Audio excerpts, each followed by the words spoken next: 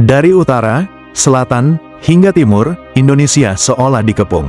Bukan oleh rudal, bukan oleh kapal perang, tapi oleh pengaruh secara perlahan dan halus. Amerika Serikat membentuk cincin geopolitik yang mengelilingi Nusantara. Apakah ini sekadar strategi regional, atau bagian dari rencana besar untuk mengendalikan Indo-Pasifik?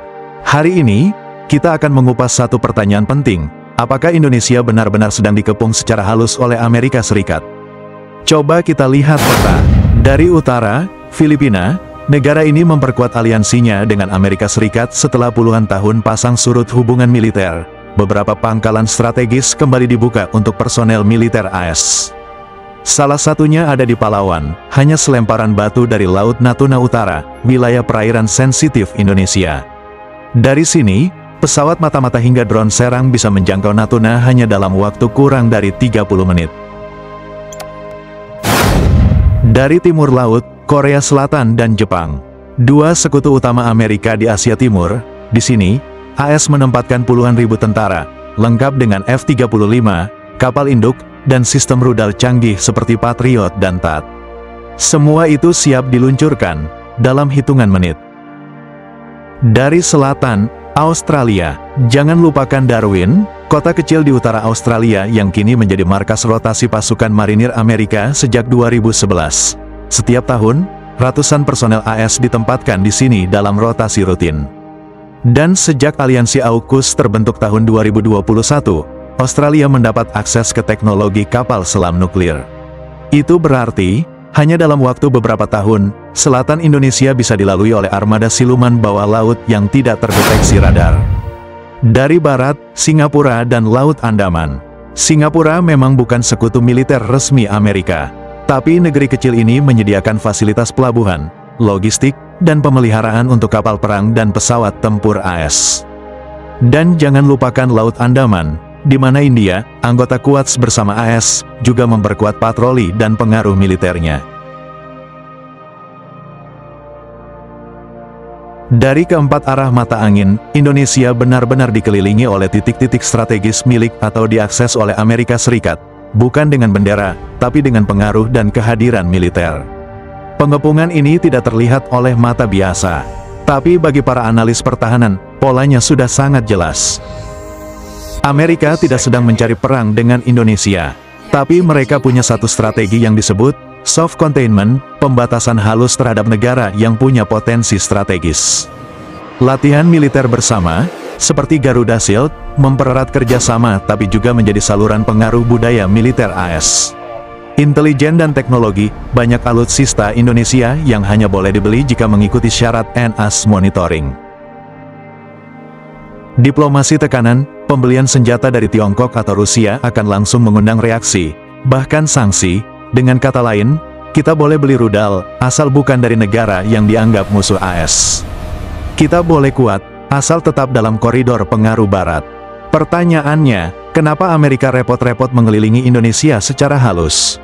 Jawabannya sederhana, letak Indonesia terlalu strategis. Kita menguasai Selat Malaka, jalur vital 40% perdagangan dunia. Kita berada tepat di antara Samudera Hindia dan Pasifik. Kita punya wilayah luas dan potensi kekuatan militer besar di ASEAN. Kita negara demokrasi terbesar di Asia Tenggara, dan bukan sekutu siapapun. Indonesia adalah the swing state, negara kunci yang bisa menentukan arah geopolitik Asia. Dan Amerika tidak ingin negara ini jatuh ke tangan pengaruh Tiongkok, atau menjadi kekuatan independen yang tak bisa dikontrol. Pengepungan itu tidak selalu datang dalam bentuk kapal perang atau rudal. Ada juga yang datang dalam bentuk kerjasama pendidikan militer, perwira TNI dikirim ke West Point dan Quantico. Bantuan keamanan regional, dari Coast Guard hingga anti-teror. Kontrol teknologi, banyak sistem senjata high-tech dari AS memiliki keterbatasan ekspor dan pemakaian. Pengawasan intelijen, kerjasama cyber defense hingga pertukaran informasi intelijen. Bahkan di balik program-program bantuan yang kelihatan damai, tersimpan agenda pengaruh jangka panjang. Itulah mengapa pengepungan ini disebut halus. Pertanyaannya sekarang, apa posisi Indonesia di tengah pengepungan ini? Jawabannya, masih bebas dan aktif. Tapi makin sempit ruang geraknya. Indonesia berusaha memodernisasi alutsista tanpa bergantung total pada Barat. Menjalin kerjasama dengan Tiongkok, Turki, Korea Selatan sebagai penyeimbang. Membangun industri pertahanan sendiri, drone Wani, rudal buatan anak negeri, kapal selam merah putih. Namun, tekanan dari Barat tetap besar. Dan di era ketegangan global, netralitas akan makin sulit dipertahankan. Dikepung secara halus bukan berarti ditaklukkan. Indonesia masih punya peluang jika mampu memperkuat pertahanan, diplomasi, dan industri dalam negeri. Karena dalam dunia geopolitik, kekuatan saja tidak pernah cukup. Kekuatan tanpa kemandirian hanyalah menjadikan kita pion di papan catur kekuatan besar. Dipindahkan sesuka hati, digunakan ketika menguntungkan, dan ditinggalkan saat tidak lagi dibutuhkan. Dan netralitas bukanlah hadiah yang diberikan oleh negara lain. Netralitas hanya bisa dijaga jika kita cukup kuat untuk berkata tidak pada siapapun yang ingin mengendalikan. Indonesia, sebuah negeri yang luas, membentang dari Sabang hingga Merauke. Kaya akan sumber daya, lautnya penuh kehidupan, buminya menyimpan harta tak ternilai. Posisinya strategis di jantung jalur perdagangan dunia. Namun, semua itu hanyalah deretan fakta di peta jika kita tidak mampu melindunginya. Kekayaan tanpa pertahanan hanyalah undangan bagi yang ingin menguasainya. Dan strategi tanpa kemandirian hanya akan membuat kita bergantung pada orang lain untuk menjaga rumah kita sendiri. Sampai jumpa di video selanjutnya, bagaimana secara detail Indonesia menghadapi kepungan ini.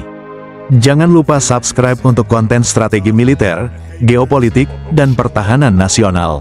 I don't ever slow up, no I don't take sh**. I got no love for the fakeness. If you wanna play tough and wanna hate this, I'll always show up.